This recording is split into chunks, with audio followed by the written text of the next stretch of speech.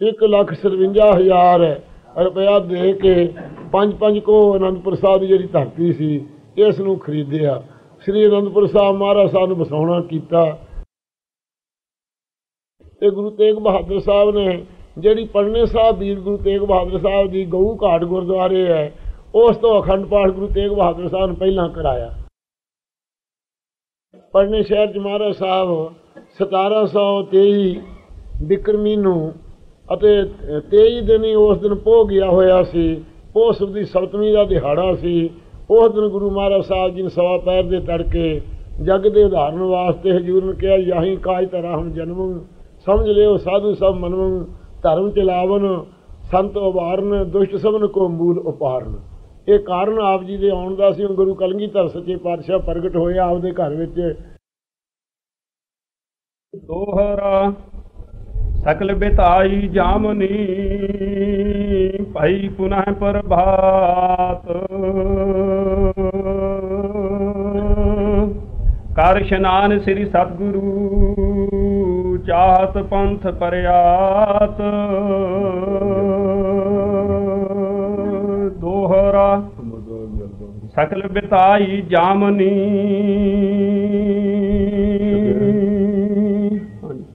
जी का खालसा वाहिगुरू जी की फतेह।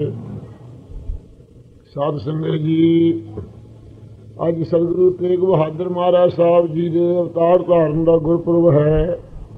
आप जगत गुरु जी ने 1678 बिक्रमी विच विसाख वाली पंचमी वाले दिन अज के सवा पैर के तड़के माता नानकी जी के गोद नूं भाग लाउण वास्ते सतगुरु हरगोबिंद साहब महाराज जी के 5वें सुपुत्र गुरता गद्दी के मालक सतगुरु तेग बहादुर साहब का श्री अंम੍ਰਿਤਸਰ साहब विच गुरु के महलों विच अज अवतार होया है।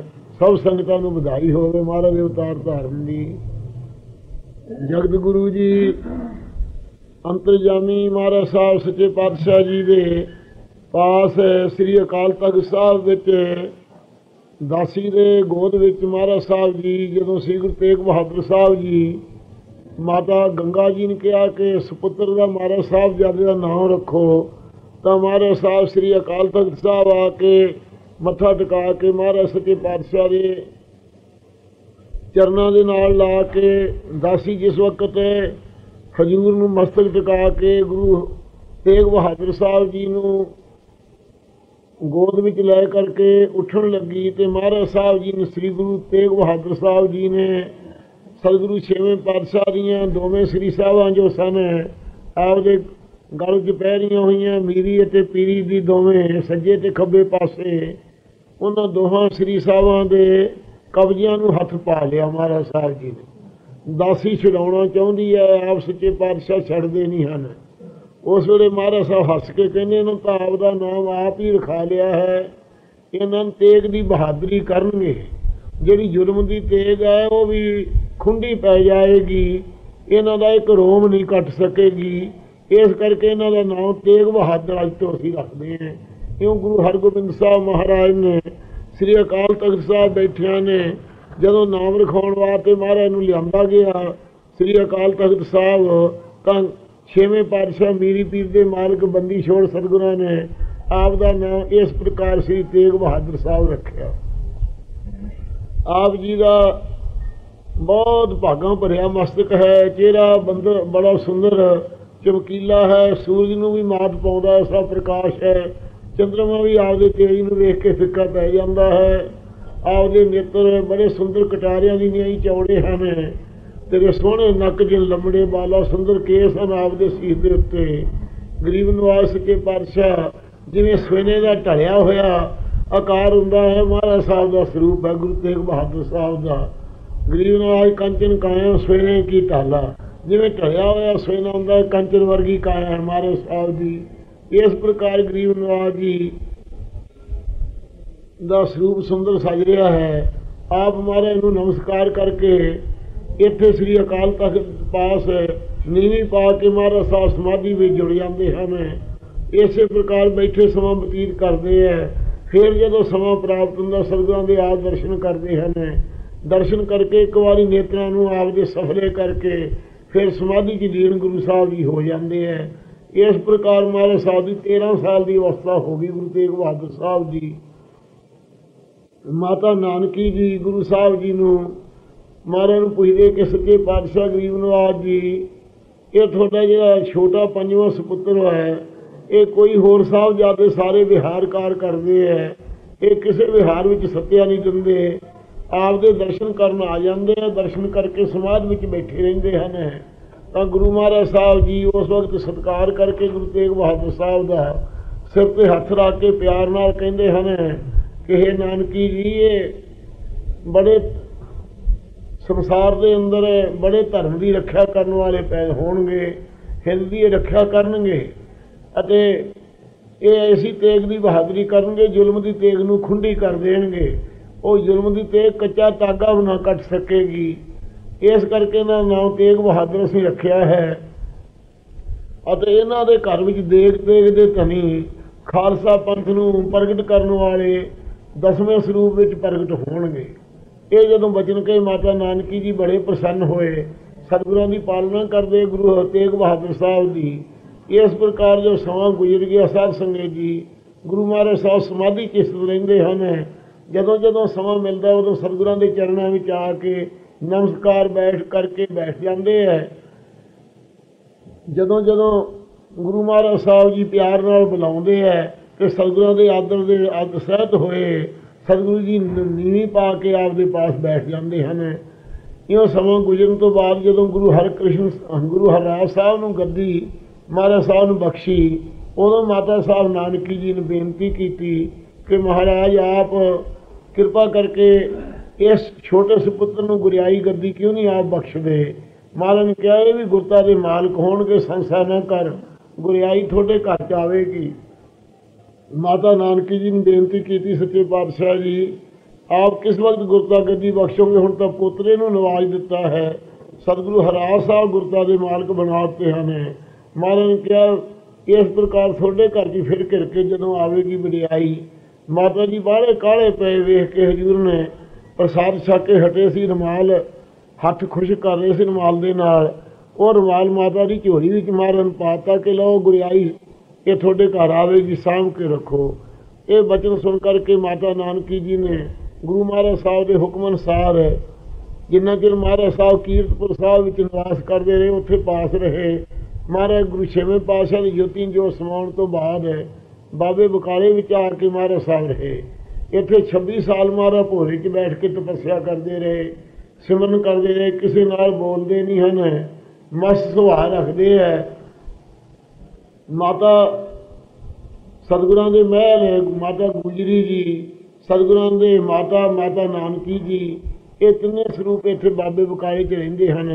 26 ਸਾਲ ਗੁਜ਼ਰ ਗਏ ਜਦੋਂ ਸਤਿਗੁਰੂ ਹਰਿਕ੍ਰਿਸ਼ਨ ਸਾਹਿਬ ਮਹਾਰਾਜ ਸਾਹਿਬ ਸੱਚੇ ਪਾਤਸ਼ਾਹ ਜੀ ਨੇ ਸ੍ਰੀ ਜਗਤ ਗੁਰੂ ਥਾਪਣ ਵਾਸਤੇ ਆਪ ਜੀ ਨੇ ਦਿੱਲੀ ਦੇ ਵਿੱਚ ਜੋਤੀ ਜੋਤ ਸਮਾਉਣ ਲੱਗਿਆ ਹੋਇਆਂ ਉਸ ਵੇਲੇ ਸੰਗਤ ਦੇ ਤਾਈਂ ਉਹ ਕਿਹਾ ਬਾਬਾ ਜੋ ਗੁਰਦੁੱਤਾ ਸੀ ਭਾਈ ਬੁੱਢੇ ਸਾਹਿਬ ਦੇ 6ਵੇਂ ਥਾਂ ਗੁਰੂ ਤੇਗ ਬਹਾਦਰ ਸਾਹਿਬ ਦੇ ਨਾਲ ਵੀ ਰਿਹਾ, ਇਹ 8ਵੇਂ ਪਾਤਸ਼ਾਹ ਦੇ ਨਾਲ ਵੀ ਰਿਹਾ ਹੈ।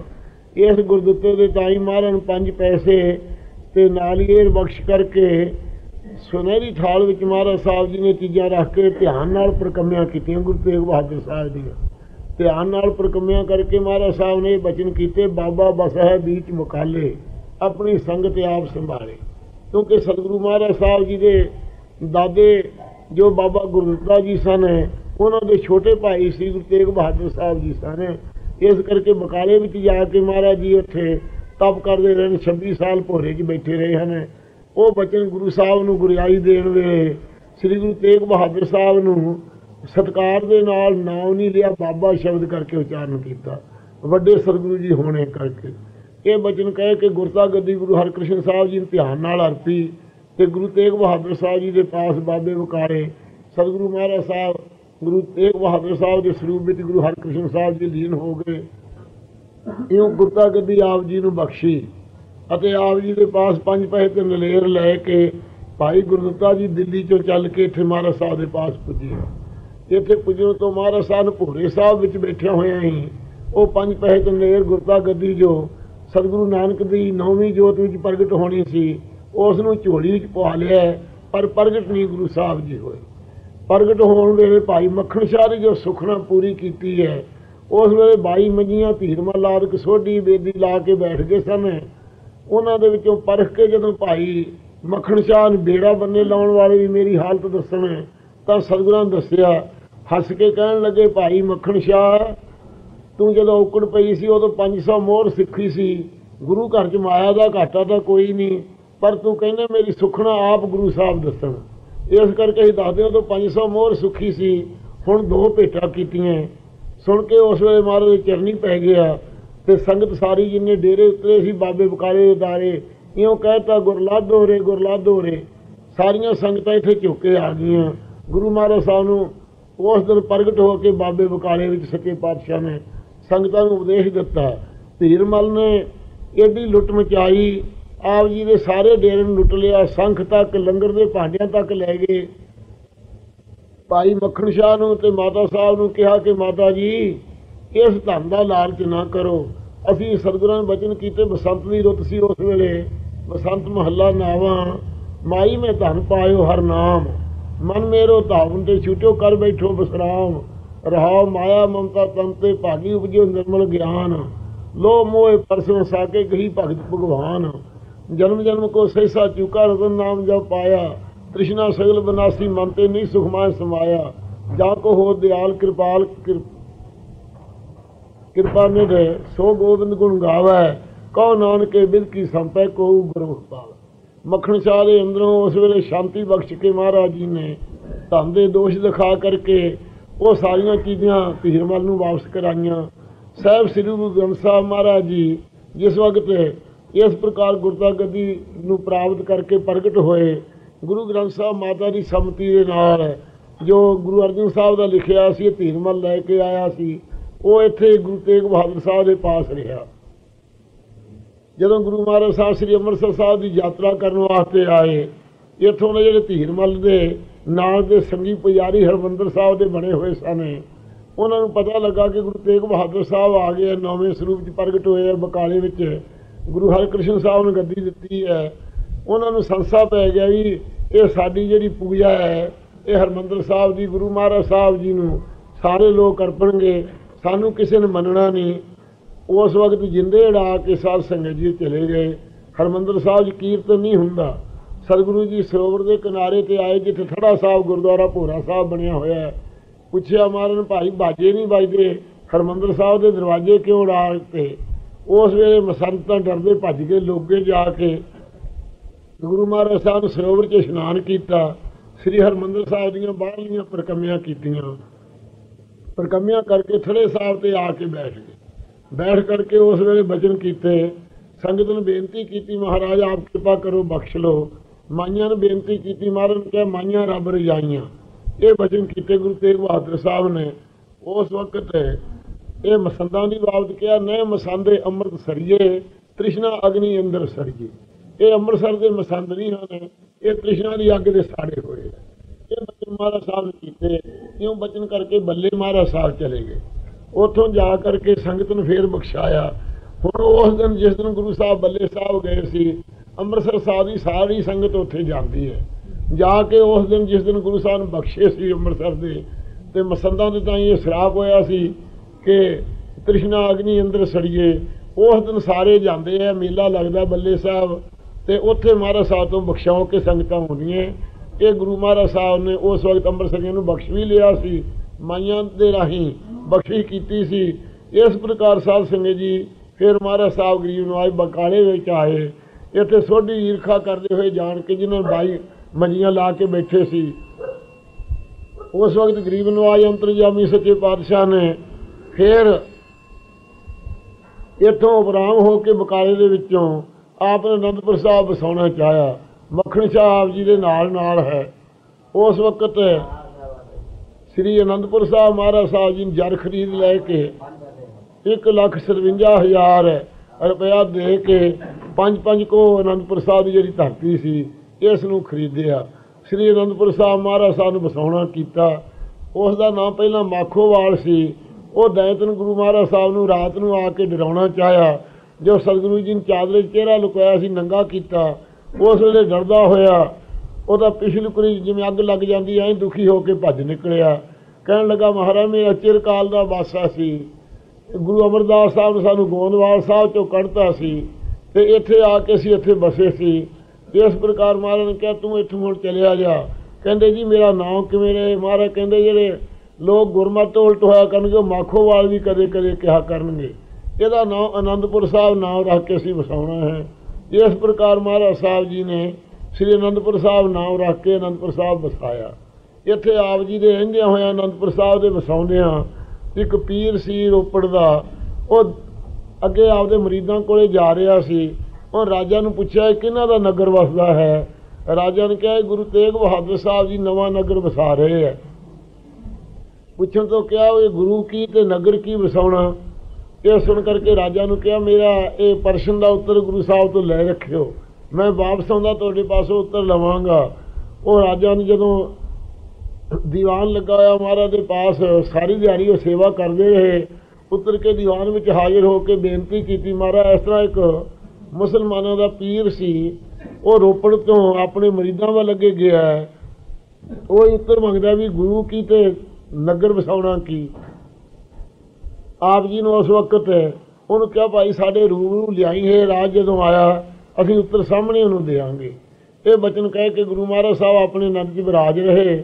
ਦੂਏ ਦਿਨ ਜਦੋਂ ਰੋਪੜ ਵਾਲਾ ਪੀਰ ਵਾਪਸ ਆਇਆ ਆਪਣੇ ਮਰੀਦਾਂ ਪਾਸੋਂ, ਰਾਜਾ ਨੂੰ ਪੁੱਛਿਆ ਕਿ ਕਿਉਂ ਬਈ ਤੁਸੀਂ ਦੱਸੋ ਹੁਣ ਮਹਾਰਾਜ ਸਾਹਿਬ ਤੋਂ ਉੱਤਰ ਲਿਆ? ਕਹਿੰਦੇ ਹਾਂ ਮਹਾਰਾਜ ਨੇ ਕਿਹਾ ਸਾਹਮਣੇ ਉੱਤਰ ਦੇਵਾਂਗੇ।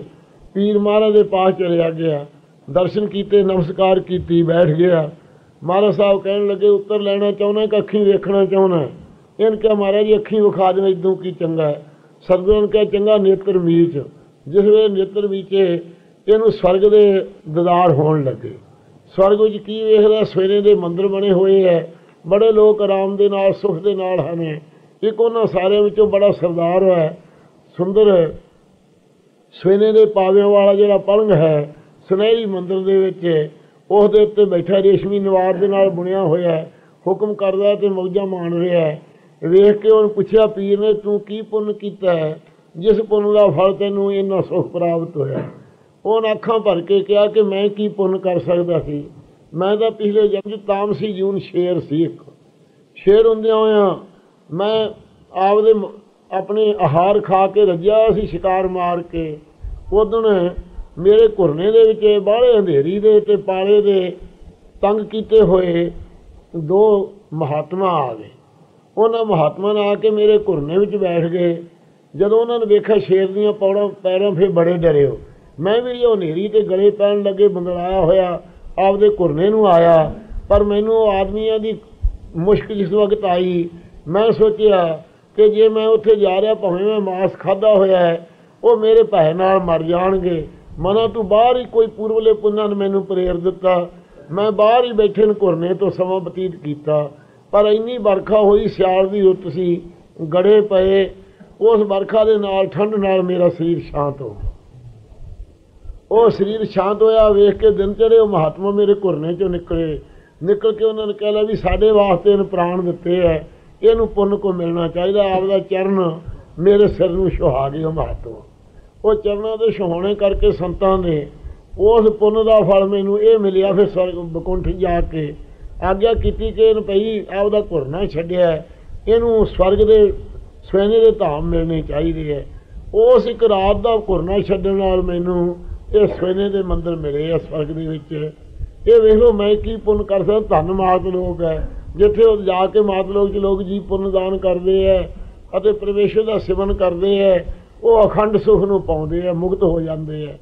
ਇਹ ਸੁਣ ਕਰਕੇ ਪੀਰ ਦਾ ਸੰਸਾ ਮਿਟ ਗਿਆ। ਹਜ਼ੂਰ ਨੇ ਕਿਹਾ ਨੇਤਰ ਖੋਲ। ਜੋ ਨੇਤਰ ਖੋਲੇ ਕਿਉਂ ਵੀ ਕਿੰਨਾ ਪੁੰਨ ਹੈ ਮਹਾਰਾਜ, ਮੈਂ ਕੀ ਕਹਿ ਸਕਦਾ ਪੁੰਨ ਦਾ ਟੋਟ। ਸ਼ੇਰ ਦੇ ਘੁਰਨੇ ਛੱਡਣ ਤੋਂ ਉਹਨੂੰ ਸਵਰਗ ਦਾ ਸੁਖ ਮਿਲਿਆ। ਤੁਸੀਂ ਜਿਹੜਾ ਮਹਾਰਾਜ ਪਰਉਪਕਾਰ ਕਰ ਰਹੇ ਹੋ, ਪਰਉਪਕਾਰ ਵਾਲੇ ਨਗਰ ਵਸਾ ਰਹੇ ਹੋ, ਲੰਗਰ ਚਲਾ ਰਹੇ ਹੋ ਅਤੇ ਧਾਰਮਿਕ ਸਥਾਨ ਬਣਾ ਰਹੇ ਹੋ, ਸੰਗਤਾਂ ਜਿੱਥੇ ਆ ਕੇ ਨਿਵਾਸ ਕਰਨ, ਰਾਹੀ ਪਾਂਧੀ ਆਰਾਮ ਕਰਨ, ਗੁਰੂ ਕਾ ਲੰਗਰ ਛਕਣ, ਇਹਦੇ ਪੁੰਨ ਦੀ ਮਹਾਰਾਜ ਟੋਟ ਮੈਂ ਦੱਸ ਸਕਦਾ ਕਿੰਨੀ ਕੁ ਹੈ। ਇਹਦਾ ਅੰਦਾਜ਼ਾ ਲਾ ਸਕਦਾ ਮੈਂ। ਬੇਅੰਤ ਹੈ ਆਪਦਾ ਪੁੰਨ ਸੱਚੇ ਪਾਤਸ਼ਾਹ, ਮੇਰਾ ਸੰਸਾ ਸੀ, ਤੁਸੀਂ ਪਰਉਪਕਾਰੀ ਹੋ। ਇਹ ਅਨੰਦਪੁਰ ਸਾਹਿਬ ਵਸਾ ਰਹੇ ਹੋ, ਆਪ ਹੀ ਕਿਰਪਾ ਕਰਕੇ ਮੇਰਾ ਮੇੜ ਦਿੱਤਾ ਹੈ। ਇਸ ਪ੍ਰਕਾਰ ਉਹ ਪੀਰ ਗੁਰੂ ਸਾਹਿਬ ਦਾ ਸਿੱਖ ਬਣ ਗਿਆ। ਸਾਧ ਸੰਗਤ ਜੀ, ਇਉਂ ਗੁਰੂ ਤੇਗ ਬਹਾਦਰ ਸਾਹਿਬ ਨੇ ਅਨੰਦਪੁਰ ਸਾਹਿਬ ਵਸਾਇਆ। ਅਨੰਦਪੁਰ ਸਾਹਿਬ ਨੂੰ ਵਸਾ ਕੇ ਇੱਥੇ ਵਸਦੇ ਰਹੇ। ਇੱਥੇ ਰਹਿੰਦਿਆਂ ਹੋਇਆਂ ਧੀਰਮਲ ਨੇ ਈਰਖਾ ਦੇ ਨਾਲ ਭਾਈ ਬੁੱਢੇ ਸਾਹਿਬ ਦੀ ਅੰਸ਼ ਵਿੱਚੋਂ ਜੋ ਭਾਈ ਗੁਰਦੁੱਤਾ ਜੀ ਸੀ, ਉਹਨਾਂ ਦੇ ਤਾਈਂ ਕਿਹਾ ਕਿ ਮੇਰੇ ਤਾਈਂ ਇੱਕ ਬਾਜ ਦੇ ਦੇ ਅਤੇ ਮੈਨੂੰ ਇੱਕ ਦਸਤਾਰ ਦੇ ਦੇ, ਮੈਂ ਗੁਰੂ ਬਣ ਜਾਵਾਂ, ਮਸ਼ਹੂਰ ਹੋ ਜਾਵਾਂ, ਅਤੇ ਤੇਰੇ ਤਾਈਂ ਮੈਂ ਕਈ ਹਜ਼ਾਰਾਂ ਰੁਪਇਆ ਦਿਆਂਗਾ। ਸੁਣ ਕੇ ਉਹਨੇ ਕਿਹਾ, ਜਿਨ੍ਹਾਂ ਨੂੰ ਗੁਰੂ ਹਰਕ੍ਰਿਸ਼ਨ ਸਾਹਿਬ ਨੇ ਥਾਪਿਆ, ਮੈਂ ਤਾਂ ਉਹਨਾਂ ਨੂੰ ਜਾ ਕੇ ਬਾਜ ਭੇਟਾ ਕਰਾਂਗਾ, ਉਹਨਾਂ ਦੀ ਭੇਟਾ ਦਸਤਾਰ ਕਰਾਂਗਾ, ਉਹਨਾਂ ਨੂੰ ਸਿਰੋਂ ਪਾਵ ਦਿਆਂਗਾ। ਉਹ ਧੀਰਮਲ ਦੇ ਜ਼ੋਰ ਲਾਉਣ ਤੋਂ, ਕਈ ਹਜ਼ਾਰਾਂ ਰੁਪਈਆ ਦੇਣ ਤੋਂ ਭਾਈ ਬੁੱਢੇ ਸਾਹਿਬ ਦੀ ਅੰਸ਼ ਦੇ ਗੁਰਦੁੱਤੇ ਨੇ ਉਹਦੀ ਨਾ ਮੰਨੀ। ਇਸ ਪ੍ਰਕਾਰ ਸਾਧ ਸੰਗਤ ਜੀ, ਗੁਰੂ ਤੇਗ ਬਹਾਦਰ ਸਾਹਿਬ ਜੀ ਨੂੰ ਫਿਰ ਹੋਰ ਵੀ ਪਰਖਣਾ ਚਾਹਿਆ ਕਈਆਂ ਨੇ ਕਿ ਸਿਰੋਂ ਪਾਓ ਮਸੰਦਾਂ ਨੂੰ ਤੋਲ ਕੇ ਵੇਖਿਆ। ਇੱਕ ਪ੍ਰੇਮੀ ਸੀ ਜੋ ਤੋਲਿਆ ਉਹਨਾਂ ਨੇ, ਅਤੇ ਉਸ ਵੇਲੇ ਧੀਰਮਲ ਵਾਲਾ ਸਿਰੋਂ ਪਾਓ ਹਲਕਾ ਨਿਕਲਿਆ ਅਤੇ ਸਤਿਗੁਰੂ ਮਹਾਰਾਜ ਸਾਹਿਬ ਦਾ ਬੜਾ ਭਾਰਾ ਨਿਕਲਿਆ। ਕਹਿਣ ਲੱਗੇ, ਜਿਨ੍ਹਾਂ ਦਾ ਭਾਰਾ ਸਿਰੋਂ ਪਾ ਉਹੀ ਗੁਰੂ ਹਨ। ਇਉਂ ਬੜੀਆਂ ਸੰਗਤਾਂ ਨੇ ਪਰਖਾਂ ਕੀਤੀਆਂ ਸੀ ਉਸ ਵਕਤ। ਸ੍ਰੀ ਗੁਰੂ ਤੇਗ ਬਹਾਦਰ ਸਾਹਿਬ ਮਹਾਰਾਜ ਜੀ ਨੇ ਸ੍ਰੀ ਅਨੰਦਪੁਰ ਸਾਹਿਬ ਵਸਾ ਕਰਕੇ ਫਿਰ ਕੀਰਤਪੁਰ ਸਾਹਿਬ ਵਿੱਚ ਆ ਕਰਕੇ ਮਾਤਾ ਕ੍ਰਿਸ਼ਨ ਕੌਰ ਜੀ, ਜੋ ਗੁਰੂ ਹਰਕ੍ਰਿਸ਼ਨ ਸਾਹਿਬ ਦੀ ਮਾਤਾ ਦਿੱਲੀ ਨਾਲ ਗਏ ਸੀ, ਉਹ ਦਿੱਲੀੋਂ ਵਾਪਸ ਆ ਗਏ ਸਨ ਮਹਾਰਾਜ ਜੋਤੀ ਜੋਤ ਸਮਾਉਣ ਤੋਂ। ਉਸ ਮਾਤਾ ਨੂੰ ਮਹਾਰਾਜ ਸਾਹਿਬ ਜੀ ਨੇ ਧੀਰਜ ਬਖਸ਼ੀ। ਸਤਿਗੁਰੂ ਦੇ ਇੱਥੇ ਰਹਿੰਦਿਆਂ ਹੋਇਆਂ ਚਰਨਾਂ ਵਿੱਚੋਂ ਮਾਤਾ ਜੀ ਨੇ, ਕ੍ਰਿਸ਼ਨ ਕੌਰ ਜੀ ਨੇ ਸਰੀਰ ਸ਼ਾਂਤ ਹੋਇਆ। ਇਸ ਪ੍ਰਕਾਰ ਮਹਾਰਾਜ ਸਾਹਿਬ ਜੀ ਕੀਰਤਪੁਰ ਸਾਹਿਬ ਵਿੱਚ ਸਾਰੇ ਪਰਿਵਾਰ ਨੂੰ ਮਿਲ ਕੇ ਫਿਰ ਦੇਸ਼ ਦਸ਼ਾਂਤਰਾਂ 'ਚ ਆਪ ਜੀ ਨੇ ਵਿਚਰਨਾ ਕੀਤਾ। ਹਜ਼ੂਰ ਇਸੇ ਪ੍ਰਕਾਰ ਮਾਲਵੇ ਦੀ ਧਰਤੀ ਵਿਚਰੇ ਦਮਦਮੇ ਸਾਹਿਬ ਜਾ ਕੇ ਜਦੋਂ ਬੈਠੇ ਸੱਚੇ ਪਾਤਸ਼ਾਹ, ਉਸ ਵਕਤ ਸਿੱਖਾਂ ਨੂੰ ਪੁੱਛਿਆ ਕਿ ਮਹਾਰਾਜ ਉੱਚੇ ਥਾਂ 'ਤੇ ਬੈਠੋ। ਮਹਾਰਾਜ ਕਹਿੰਦੇ 10ਵੇਂ ਸਰੂਪ 'ਚ ਇੱਥੇ ਉੱਚੇ ਥਾਂ ਬੈਠਾਂਗੇ, ਇੱਥੇ ਬੈਠ ਕਰਕੇ ਅਸੀਂ ਬਚਨ ਉਚਾਰਾਂਗੇ ਕਿ ਕਾਈਆਂ ਨੂੰ ਕਣਕਾਂ ਬਣਾ ਦਿਆਂਗੇ, ਉਸ ਵੇਲੇ ਕਰੀਰਾਂ ਨੂੰ ਅੰਬ ਬਣਾ ਦਿਆਂਗੇ। ਇਸ ਪ੍ਰਕਾਰ ਅਸੀਂ ਵਰ ਦਿਆਂਗੇ 10ਵੇਂ ਸਰੂਪ ਵਿੱਚ। ਫਿਰ ਤਾਲ ਵਿਸ਼ਾਲੇ ਦੇ ਨਾਲ ਮਹਾਰਾਜ ਸਾਹਿਬ ਜੀ ਨੇ ਮਿੱਟੀ ਕੱਢੀ, ਜਿਹੜਾ ਗੁਰੂ ਸਾਹਿਬ ਤਲਾਬ 9ਵੇਂ ਪਾਤਸ਼ਾਹ ਦੇ ਕਿਨਾਰੇ 'ਤੇ ਗੁਰਦੁਆਰਾ ਸਾਹਿਬ ਹੁਣ ਨਵਾਂ ਸੰਤ ਮਸਤੂਆਂ ਨੇ ਆਈ ਸੰਗਤ ਨੇ ਕਾਇਮ ਕੀਤਾ। ਕਿ ਛੋਟਾ ਮੰਜੀ ਸਾਹਿਬ ਸੀ, ਉਸ ਸਥਾਨ ਬੈਠ ਕੇ ਮਹਾਰਾਜ ਨੇ ਕਿਹਾ ਗੁਰੂ ਸਾਹਿਬ ਹੋਵੇਗਾ ਇੱਥੇ, ਅੰਮ੍ਰਿਤ ਦਾ ਸੋਮਾ ਹੋਵੇਗਾ, ਗੁਰੂ 10ਵੇਂ ਸਰੂਪ ਧਾਰ ਕੇ ਇੱਥੇ ਅੰਮ੍ਰਿਤ ਦੇ ਬਣਾ ਕੇ ਕੜਾਹੇ ਵਿੱਚ ਸਰੋਵਰ ਦੇ ਪਾਵਾਂਗੇ। ਇਹ ਬਚਨ ਕੀਤੇ ਗੁਰੂ ਤੇਗ ਬਹਾਦਰ ਸਾਹਿਬ ਨੇ। ਇਸ ਪ੍ਰਕਾਰ ਸਾਧ ਸੰਗਤ ਦਮਦਮੇ ਦੀ ਧਰਤੀ ਨੂੰ ਨਿਹਾਲ ਕੀਤਾ ਗੁਰੂ ਮਹਾਰਾਜ ਸਾਹਿਬ ਨੇ। ਹੋਰ ਬੇਅੰਤ ਦੇਸੂ ਆਦਿਕਾਂ ਦੇ ਵਰ ਲੈ ਕਰਕੇ ਉਹਨਾਂ ਨੇ ਗੁਰੂ ਸਾਹਿਬ ਤੋਂ ਬੇਮੁਖ ਹੋ ਕੇ ਲਾਭ ਨਾ ਉਠਾਇਆ।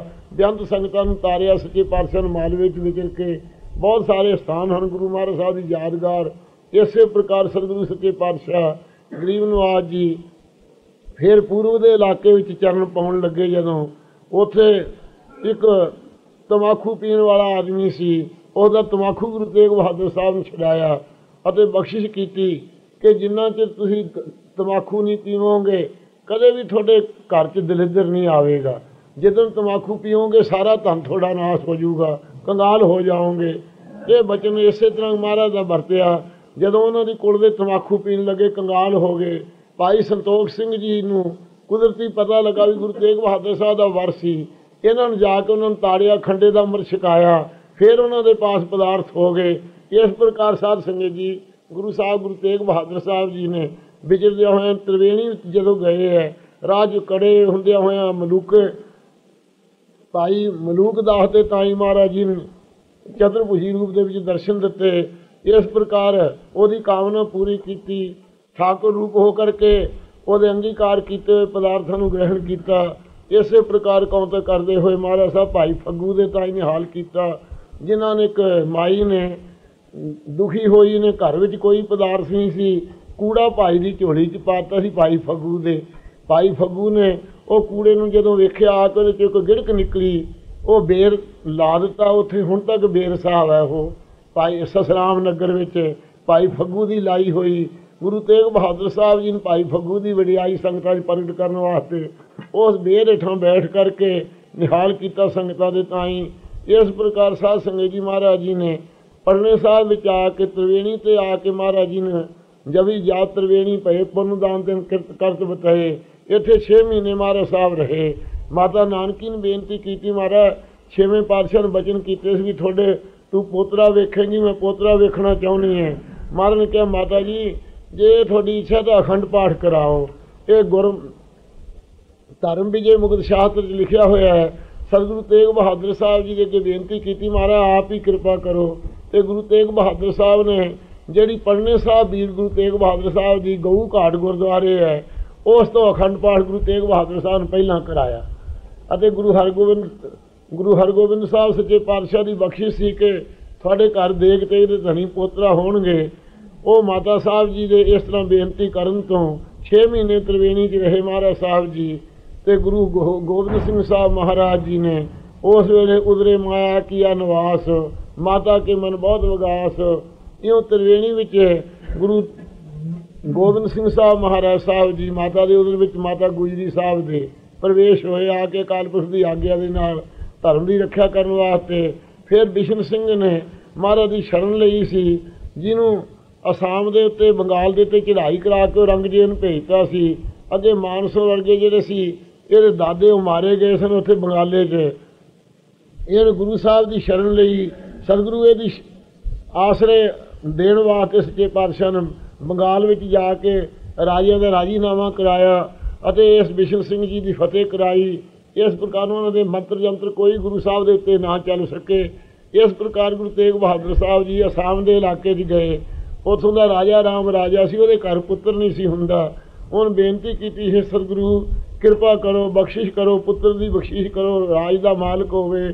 ਮਹਾਰਾਜ ਗੁਰੂ ਤੇਗ ਬਹਾਦਰ ਸਾਹਿਬ ਜੀ ਨੇ ਆਪਣੇ ਹੱਥ ਦੀ ਮੋਹਰ ਉਸ ਰਾਜੇ ਦੇ ਗੋਡੇ ਉੱਤੇ ਲਾ ਦਿੱਤੀ, ਕਿਹਾ ਕਿ ਇਹ ਸਾਡੀ ਮੋਹਰ ਦੀ ਨਿਸ਼ਾਨੀ ਹੋਵੇਗੀ, ਤੇਰੇ ਪੁੱਤਰ ਹੋਵੇਗਾ, ਗੁਰੂ ਕਾ ਸਿੱਖ ਹੋਵੇਗਾ। ਇਹ ਵਚਨ ਕੀਤੇ ਮਹਾਰਾਜ ਗੁਰੂ ਤੇਗ ਬਹਾਦਰ ਸਾਹਿਬ ਨੇ। ਸਤਿਗੁਰੂ ਤੇਗ ਬਹਾਦਰ ਸਾਹਿਬ ਮਹਾਰਾਜ ਸਾਹਿਬ ਜੀ ਇਸ ਪ੍ਰਕਾਰ ਨਿਹਾਲ ਕਰਕੇ ਇੱਧਰ ਗੁਰੂ ਗੋਬਿੰਦ ਸਿੰਘ ਸਾਹਿਬ ਪੜਨੇ ਸਾਹਿਬ ਦੇ ਵਿੱਚ ਤਹੀਂ ਪ੍ਰਕਾਸ਼ ਹਮਾਰਾ ਭਇਓ, ਪੜਨੇ ਸ਼ਹਿਰ ਵਿਖੇ ਭਵ ਲਿਓ। ਪੜਨੇ ਸ਼ਹਿਰ 'ਚ ਮਹਾਰਾਜ ਸਾਹਿਬ 1723 ਬਿਕਰਮੀ ਨੂੰ ਅਤੇ 23 ਦਿਨ ਹੀ ਉਸ ਦਿਨ ਪੋਹ ਗਿਆ ਹੋਇਆ ਸੀ। ਪੋਹ ਸੁਦ ਦੀ ਸਪਤਮੀ ਦਾ ਦਿਹਾੜਾ ਸੀ। ਉਸ ਦਿਨ ਗੁਰੂ ਮਹਾਰਾਜ ਸਾਹਿਬ ਜੀ ਨੇ ਸਵਾ ਪੈਰ ਦੇ ਤੜਕੇ ਜਗ ਦੇ ਉਦਾਹਰਨ ਵਾਸਤੇ ਹਜ਼ੂਰ ਨੇ ਕਿਹਾ ਯਾਹੀ ਕਾਜ ਧਰਾ ਹੁਣ ਜਨਮ, ਸਮਝ ਲਿਓ ਸਾਧੂ ਸਭ ਮਨਵੰ, ਧਰਮ ਚਲਾਵਨ ਸੰਤ ਉਬਾਰਨ, ਦੁਸ਼ਟ ਸਭਨ ਕੋ ਮੂਲ ਉਪਾਰਨ। ਇਹ ਕਾਰਨ ਆਪ ਜੀ ਦੇ ਆਉਣ ਦਾ ਸੀ। ਗੁਰੂ ਕਲਗੀਧਰ ਸੱਚੇ ਪਾਤਸ਼ਾਹ ਪ੍ਰਗਟ ਹੋਏ ਆਪਦੇ ਘਰ ਵਿੱਚ। ਇਸ ਪ੍ਰਕਾਰ ਮਹਾਰਾਜ ਜੀ ਨੇ ਦੁਨੀਆ ਨੂੰ ਨਿਹਾਲ ਕੀਤਾ। ਸਾਧ ਸੰਗਤ ਜੀ ਸਤਿਗੁਰੂ ਤੇਗ ਬਹਾਦਰ ਸਾਹਿਬ ਦੇ ਬੇਅੰਤ ਗੁਣ ਹਨ, ਉਹਨਾਂ ਦੀ ਮਹਿਮਾ ਪੂਰੀ ਨਹੀਂ ਕਹੀ ਜਾ ਸਕਦੀ। ਅੱਜ ਉਹਨਾਂ ਦੇ ਅਵਤਾਰ ਧਾਰਨ ਦਾ ਗੁਰਪੁਰਬ ਹੈ ਸ੍ਰੀ ਅੰਮ੍ਰਿਤਸਰ ਸਾਹਿਬ ਵਿੱਚ। ਇਹ ਸੰਗਤਾਂ ਨੂੰ ਸਾਰੀਆਂ ਨੂੰ ਵਧਾਈ ਹੋਵੇ।